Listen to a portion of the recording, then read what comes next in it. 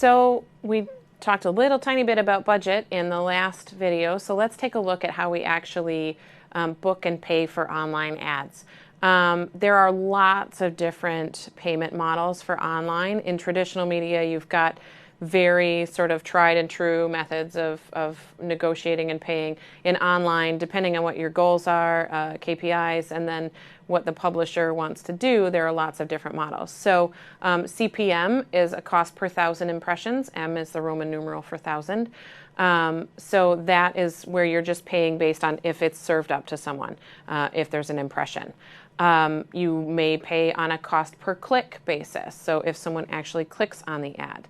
A cost per acquisition basis. So if someone actually goes in, clicks on the ad, and then does something on your site tied to your goals. So that one, you're paying for fewer users, but so your rate's probably going to be higher for a cost per acquisition than it would be for an impression. In the previous lecture, I showed the wallpaper ad execution. So sometimes that plus some other ads on a page or throughout a site will be like a sponsorship. So you could sponsor all the ads on a site and do some really big creative things. Those are going to be on a flat rate. So you're going to pay maybe $20,000 or $50,000. You're not going to pay per impression or anything like that. Like you'll pay for the sponsorship and a length of time. So maybe it's the day or a week or something like that. And then there's cost per engagement. So as we are moving to more social and things like that, engagement becomes so if someone is interacting with your ad, if there's something in the ad itself to be able to do, then you would pay for that engagement, not just the click and not just the impression. So these, again, will be determined by the publisher or the ad network, and will be negotiated as you are putting together your online ad buys.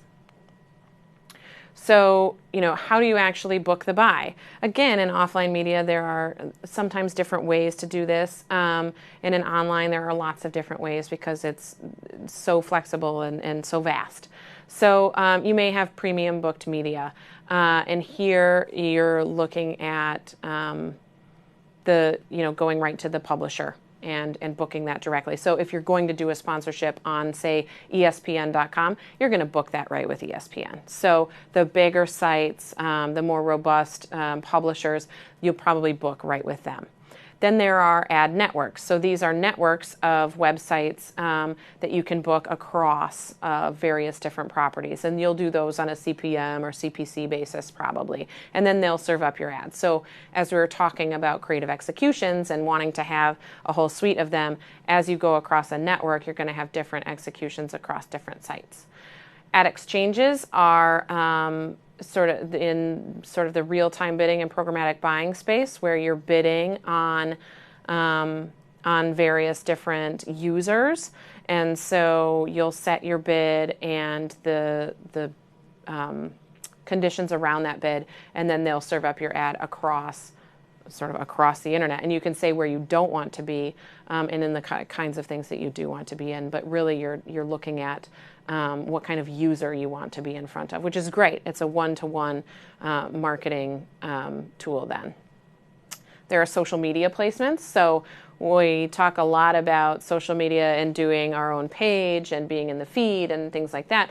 But you can actually you can have an ad on Facebook or on Twitter or on Pinterest or Instagram. So actually placing ad space there.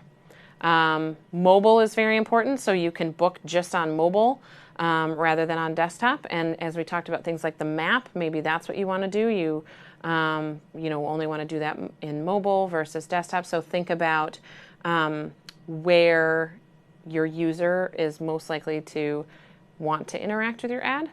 And then ad servers. So this is, booking with the server and getting it out in front of people. So again, lots of different ways to make the buy and also to price the buy. So it gets a little complicated, but the text has got a lot more information on sort of step-by-step how to do that. One of the beauties of the digital space and online ads is that you can get really, really specific with targeting, right? When we buy television, we're buying adults 25 to 54 or women 18 to 49. That's a very broad segment of people and is not very targeted to what we want to do, generally speaking. So in online, we get to target in lots of different ways. So there's geo-targeting, right? Where people are, down to, a location of a restaurant or a store or something like that.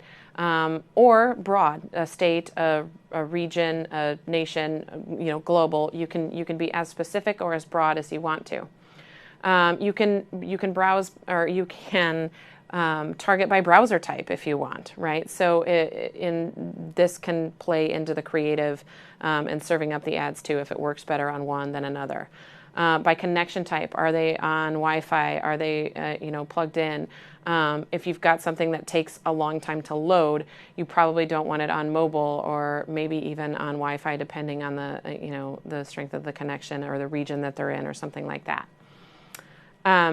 You can target by day and time, right? So your ads can, if you're a food advertiser or a fast food chain and you only want to advertise right before breakfast, right before lunch, and right before dinner time, you can do that. And you can vary that, by time zone so that you're serving up the ads in the time that they're most likely to actually have an impact.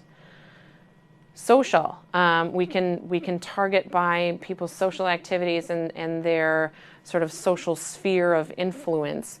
What kinds of things are they liking or interacting with? We can track that and target by that to get into things that, passions and things like that.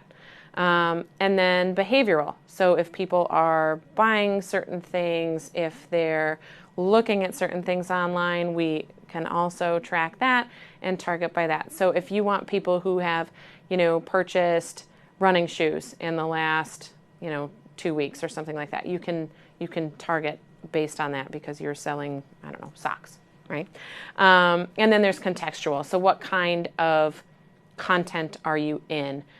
You can target based on that as well. So a lot of ways to target online that we aren't able to do as well offline. And again, the text goes into this in more detail.